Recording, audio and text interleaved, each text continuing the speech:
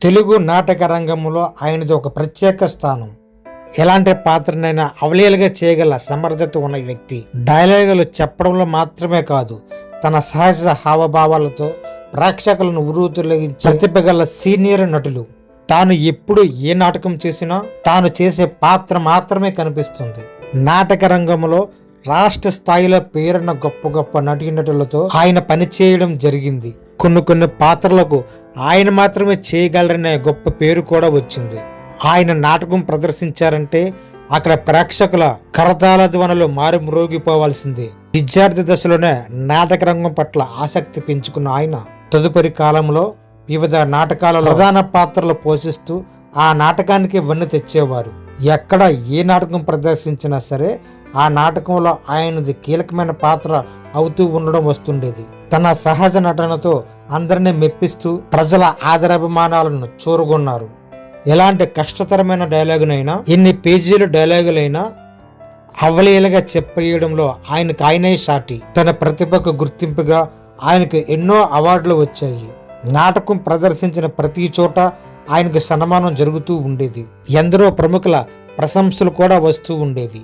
ఎన్నో సాంస్కృతిక సంస్థలు ఆయన ప్రతిభను గుర్తించి ఎన్నో అవార్డులను ఇవ్వడం జరిగింది. ఇప్పటికి కూడా ఆయన పలు నాటక ప్రదర్శనలు ఇస్తూ వస్తున్నారు. నాటక రంగంలో తనకంటూ ఒక ప్రత్యేకతను చాటుకొని గొప్ప నటులుగా కీర్తించబడుతున్న వ్యక్తే కూనా లక్ష్మణరావు.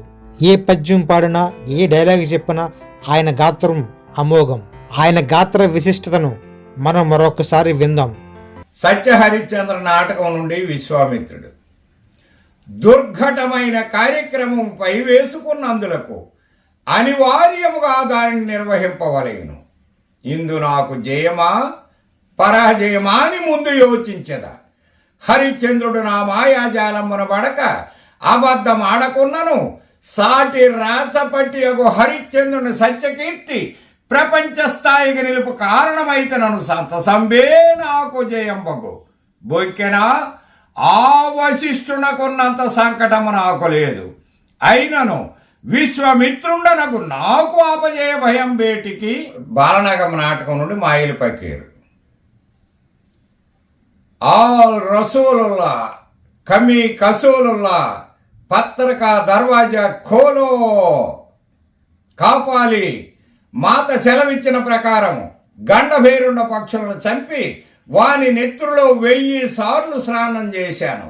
ఇక నాకు చావు లేదు కదూ. లేదు కదూ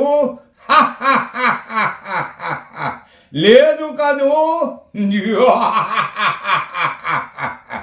కురుక్షేత్రంలో దుర్యోధనుడు. తండ్రి, మీరు చెప్పవలసిన వారు కావునా చెప్పిరి. 5 ఊళ్ళిచ్చిన చాలు లేదేని అని చేత నిజములెండల్చు దయాదులు కబురంపిన నే ఈ దలచుట వారి కోడుటేయగుగాదే.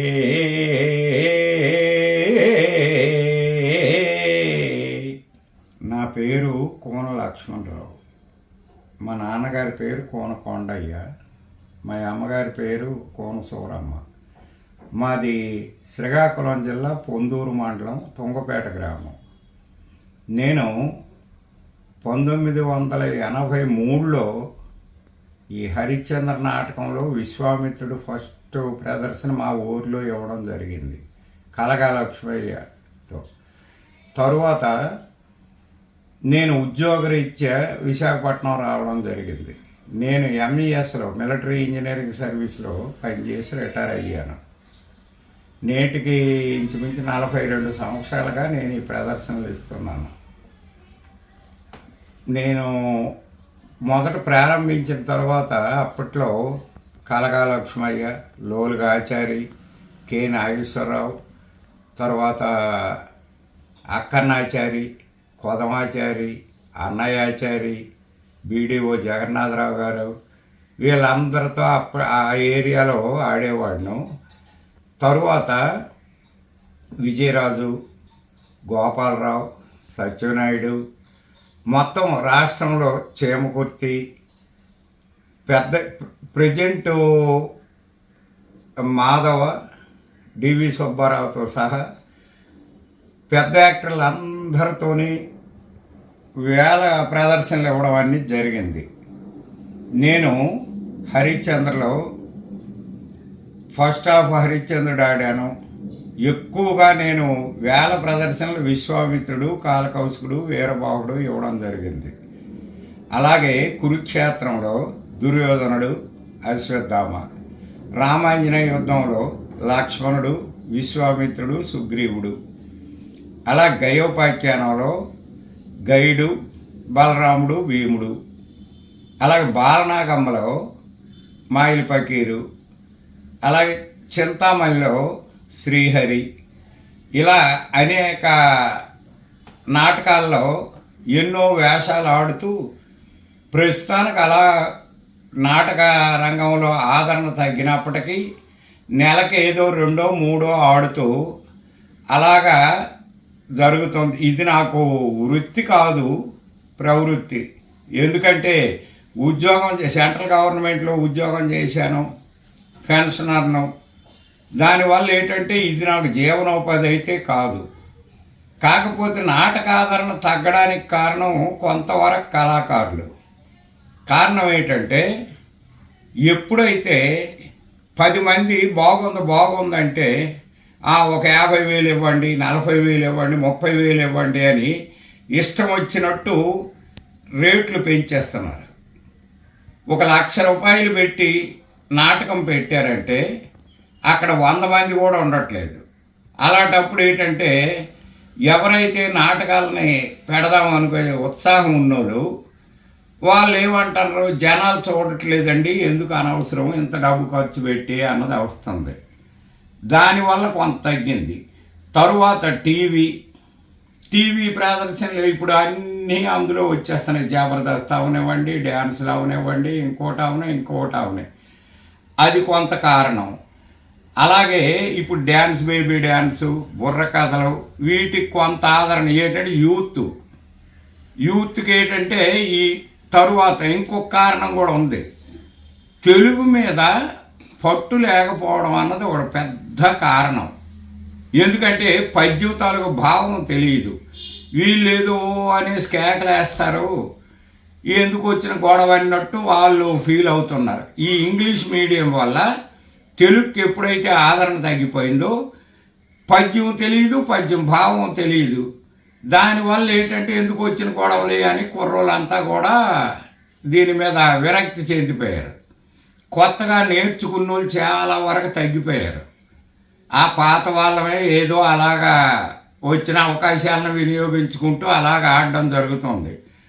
కొత్త వాళ్ళు రావడాలి అనుకుంటే ముందు వాళ్ళకి భాష వచ్చి ఉండాలి. వాళ్ళకి పద్యం చదవడం రావాలి, అండం రావాలి. తరువాత పూర్వం గురువులకి 6 నెలలు, సంవత్సరం వాళ్ళ ఊరిలో ఉంచి వాళ్ళను పోషిస్తూ వీళ్ళు నేర్చుకుండేవాళ్ళు. ఇప్పుడు అలాగేం లేదు. ఆ గురువు నా దగ్గర రండి అంటే ఎవడో 150 ఇచ్చేసి పాడేసి వెళ్ళిపోవడం. అంతేగాని ఒక ట్రూప్ అని కానీ ఒక ఇది కానీ నేర్చుకోవడం అనేది జరగట్లేదు. ప్రస్తుతం ఈ కళ మాత్రం ఆదరణ అయితే తగ్గిపోయింది. అలాగే ప్రభుత్వం తరఫుని దీన్ని ప్రోత్సహించడానికి నాటక అకాడమీ ఉంది. కానీ వాళ్ళు కూడా ఏంటంటే ఏదో మొక్కుబడిగా మేము చేసాములే అని అనుకుంటాను తప్ప దీన్ని పూర్తిగా బయటికి తీసుకొచ్చి మళ్ళీ బ్రతికిద్దాం అన్న తపన వాళ్ళకు కూడా లేదని నేను భావిస్తున్నాను. ఎప్పుడు కూడా ఏంటంటే నాటక ఆదరణ అనేది ప్రేక్షక ఆదరణ కావాలి. ప్రేక్షకుల ఆదరణ ఎప్పుడైతే తగ్గిపోయిందో ఈ నాటకాలకి ఆటోమేటిక్గా ఈ ఆదరణ తగ్గిపోద్ది. దీని మీద జీవించిన వాళ్ళు చాలా ఇబ్బందులు పడిన వాళ్ళు నేను చాలామందిని చూశాను. కరోనా టైంలో ప్రభుత్వ ప్రోత్సాహం లేదు, ఇటు నాటకాలు లేవు. దాని కారణంగా ఏంటంటే వృత్తి కళాకారులు చాలామంది చాలా ఇబ్బందులు పడ్డారు. అప్పట్లో ఏంటంటే ఎవరికి ఏది అవకాశం ఉంటే వాళ్ళు సహాయం చేయడం ప్రారంభించడం జరిగింది. అందులో నేను కూడా కొంత 10-15 మందికి సహాయం చేయడం జరిగింది. ఎందుకంటే నాకున్న అవకాశం మేరకు సహాయం చేయడం జరిగింది. నేను పొందూరు నుండి విశాఖపట్నం వచ్చిన తర్వాత దాడి తాతారావు గారని ఆయన ట్రూప్లో నేను జాయిన్ అవ్వడం జరిగింది. యువతలు ఉద్యోగం చేస్తూ రాత్రి నాటకం ఆడడం, తెల్లవారేసరికి వచ్చి మళ్ళీ డ్యూటీకి వెళ్ళడం, ఇలాగనమాట. ఇటు ఉద్యోగము అటు నాటకాలు రెండాటిని అలా బ్యాలెన్స్ చేసుకుంటూ మరి రిటైర్ అయ్యే వరకు కూడా అలాగా మేనేజ్ చేశాను. రిటైర్ అయిన తర్వాత ఇప్పుడు ఏంటంటే నాటకాలు తగ్గినా ఎంత తగ్గిపోయినా కానీ మొత్తం మీద ఏంటంటే ఇప్పటికి కూడా నాటకాలకు రిటైర్మెంట్ నాకు తెలిసి ఉండదు. కానీ ఎప్పుడో రిటైర్మెంట్ వచ్చిన రోజు మానేస్తాం, దానికి అది వేరే విషయం. ఎందుకంటే ఇప్పుడు ఆల్రెడీ నాకు 68 సంవత్సరాలు. మరి అన్నాలో అంటే తిరగడానికి ఒరిజినల్గా ఏంటంటే మా అల్లుడు డాక్టర్, మా కోడలు డాక్టర్, మా అబ్బాయి ఇంజనీరు, మా పాప ఏమో మెడికల్ స్టోరు. ఇలాగ మెడికల్లోనే అందరూ ఉన్నారు. వీళ్ళైతే నన్ను నువ్వు నాటకాలు ఎందుకు ఆడాలి మానేయమంటారు. కానీ ఇల్లి నాటకాల మీద ఉన్న అభిమానంతో ఎవరైనా పిలవగాన వెళ్తాను. ఇంకా వీళ్ళకి ఒకటే చెప్పాను, ఎట్టి పరిస్థితుల్లోనూ నేను తిరగలిసిన అన్నాళ్ళు తిరుగుతాను. నాకు మీరు అబ్జెక్షన్ చేయకండి. దీనివల్ల మీకు వచ్చిన నష్టం లేదు, నాకు వచ్చిన నష్టం లేదు. నాకు మానసిక ఆనందం వస్తుంది కాబట్టి నన్ను ఇలాగ ఏదో అవకాశం ఉన్నంత వరకు తిరుగుతాను కాబట్టి నాకు అబ్జెక్షన్ చెయ్యకండి అని చెప్పేశాను. అవార్డులు వచ్చేసరికి ఏంటంటే సన్మానాలు చాలా జరిగాయి. సన్మానాలు సత్కారాల వరకు వస్తే సింహాద్రి అవార్డ్స్ అని వాళ్ళు, అలాగే ఇప్పుడు సాయి కళానికేతన వాళ్ళు, ఆ తర్వాత మారుతి ప్రసాద్ గారు, ఇలాగ అక్కడక్కడ చాలామంది చాలా సన్మానాలు చేశారు. నాకున్న మొదటి నుండి పాలసీ ఏంటంటే ఎవరికైనా డేటు మాట ఇచ్చానంటే వాళ్ళు ఆ రోజు నాటకం క్యాన్సిల్ అయిపోవాలి. కాబట్టి నేను ఎట్టి పరిస్థితుల్లో ఇంకొకరి మాట ఇవ్వను. ఎందుకు? దానివల్ల నా మీద చెడు అభిప్రాయం వస్తుంది. ఇప్పుడు ఎక్కువ డబ్బులు ఇస్తామన్నారని నేను ఇంకొకతో వెళ్ళిపోయాను అనుకోండి, మరి రెండో రోజు నన్ను నమ్మరు కదా, అది ఎలాగోలా తెలుస్తుంది. లేదా వాళ్ళు క్యాన్సిల్ చేశారు అనుకోండి, ఇంటి దగ్గర ఉండిపోతాను, వచ్చిన నష్టం అంటూ నాకేం లేదు. ఇప్పుడు ఎందుకంటే మీకు ముందే చెప్పాను, నేను వృత్తి కళాకారుణ్ణి కాను.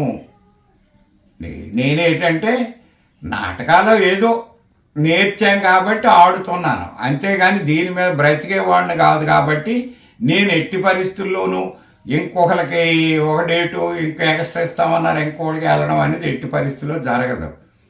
నాటి కలగాలక్ష్మి నుండి నేటి సుబ్బారావు గారు కానీ లేదు మాధవ్ గారు కానీ వీళ్ళందరి వరకు అందరితోనూ రాష్ట్రంలో పెద్ద యాక్టర్లు అందరితోనూ ఆడడం జరిగింది. ఇంకా అంతకంటే మరి ఏముంటుంది తృప్తి చెప్పండి. అయితే అలాగని మెయిన్ వేషాలు నేను ఏం ఆడలేదండి. మెయిన్ వేషాలు ఎందుకు ఆడలేదంటే అప్పుడు తాతారావు గారు ఒక మాట చెప్పారు, నువ్వు 10 డేట్లు ఆడాలి అంటే సెకండ్ క్యాడర్ వేషాలు నేర్చుకో. ఇప్పుడు గయోపాఖ్యానం ఉంది, కృష్ణుడు అర్జునుడు కాకుండా గైడ్ నేర్చుకో. అలాగే రామాంజనేయ యుద్ధంలో రాముడు ఆంజనేయుడు కాకుండా లక్ష్మణుడు నేర్చుకో, విశ్వామిత్రుడు సుగ్రీవుడు నేర్చుకో. అలాగని అతను ఏంటి చేశాడంటే నన్ను వీటిలోనే ఉంచడం జరిగింది. తరువాత ఇక్కడ తెలుగుపల్లి సూర్యనారాయణ శాస్త్రి గారని ఉన్నారు, ఆయన నాకు దుర్యోధనుడు నేర్పారు.